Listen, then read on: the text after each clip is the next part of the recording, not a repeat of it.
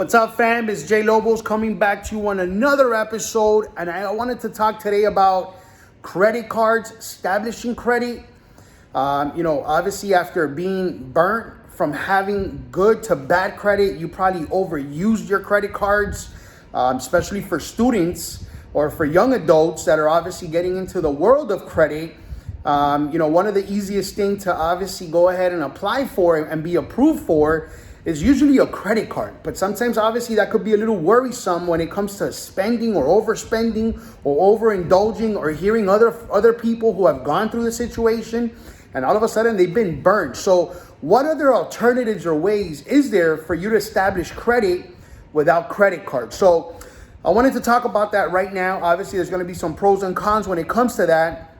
But for you guys out there checking out the channel for the first time, consider liking, subscribing, comment, and share this information. Obviously, if you found this information to be fruitful. So let's go ahead and dive into it. So one of the best ways, especially if you're young, to establish credit for the first time, as obviously you guys already know, is the student loans. A lot of people don't really take that into consideration when it comes to establishing credit. But if you had to apply for a student loan falls into what's called a term loan, which is obviously one of the factors within the tiers of credit, which is obviously 10% of your credit. Nevertheless, you have to be very vigilant. I've made other videos regarding student loans, but that will help you in establishing credit. That is one of the ways. Another way to establish credit and to be a little apprehensive, if you are apprehensive about trying to have good credit, but again, you hear all these people that apply for credit cards and all of a sudden they get in debt and you're kind of apprehensive because of that. If that's you, one of the good ways to establish credit is maybe with a creditor such as a bank down here in Coral Gables in Florida, which is called Capital Bank. They offer a product called Open Sky. It's a secured credit card for $200. One of the benefits of a secured credit card is just the fact that the secured credit card, they will not give you a line increase unless you put some more money into it. So one of the things I used to tell my students when I was back in banking is that you should contact your creditor. If you do get a credit card from Bank of America, Chase, Wells Fargo, or a different type of creditor, which you should be focused on those type of accounts initially, not store credit cards, because those are really easy to fall into temptation or just buying things. You obviously want a credit card that's flexible, but have an open conversation with your creditor and let them know, listen, don't increase any more of my limits unless I request it. Obviously, they're gonna want to give you more than what you obviously make, because that's a tactic they obviously use so that, guess what? That could put you in a bind, or you're going to go ahead and use more credit than what you have financially available or your resources to be able to meet those obligations. So in order for you not to have automatic line increases, obviously have that line of communication with your creditor, or just stick to a secured credit card. Put $200. I know Capital One offers it, but after a certain amount of time, 12 months, you'll go from an unsecured product to from a fully secured product to an unsecured product, meaning that then you can be eligible for line increases, getting you into that situation. Obviously, if you're kind of apprehensive, you don't want to fall into that temptation, one of the best ways to not do that is by having a secured credit card or having the line of communication with your creditor and telling them, don't increase my lines unless I request it. Obviously, I know if you make consecutive payments on times, usually they'll take that upon themselves and give you line increases.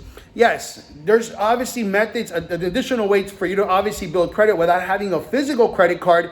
A great way is basically being an authorized user on someone else's, maybe like your mother, your father, your brother, somebody who has excellent payment history on a credit card. No late payments. That's something that you have to find out. No late payments. If it's below 30% utilization, that could be fantastic. Clearly let them know, listen, I don't want access to that credit card. All I want is for that history to reflect on my credit. That's going to give you two things: 15%, which is called history on your credit. Anywhere from 9 to 11 years is a healthy amount of time to have for you to take advantage of that 15%. And additional to that, you're obviously going to get the utilization, which is another 30% of your credit. So if somebody adds you as an authorized user, you're technically taking advantage of about 45% of the pie, which is obviously 100% of the FICO scoring platform, which it could be a huge upside when it comes to establishing credit. You know what? And sometimes people ask me, should I do just one credit card or could they add me to 2 or 3? Listen, if they could add you to all of them, 3 or 4, and they're all under the 30% utilization, if they're at 0, if they've had that credit card established for 5, 6, 7, 8 years, that's going to do wonders for your credit. And again, you're not going to get access to that credit card, so you're not going to be tempting.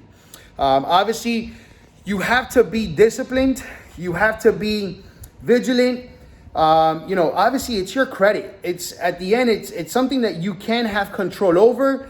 Do the best that you can to maximize different opportunities when it comes to it. I hope this information was very educational and fruitful. I hope, again, guys, don't fall into those temptations. Don't apply for store cards that sometimes they give you these. You're going to get a 10% or 15% discount if you apply for this credit card or you buy with this credit card. Because at the end, that's just an additional they're reeling you in.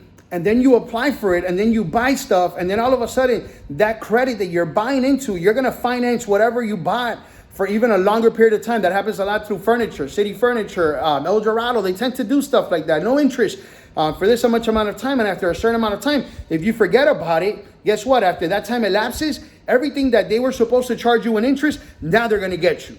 So if you don't want to fall into that, and you're obviously a person that you're apprehensive about, getting into a credit card, I hope these tips go ahead and help you. Until the next time, guys, love you. Thank you. Stay safe out there. It's kind of crazy out there with the riots or whatnot. Obviously, stay safe, man. God bless. Take care. Bye-bye.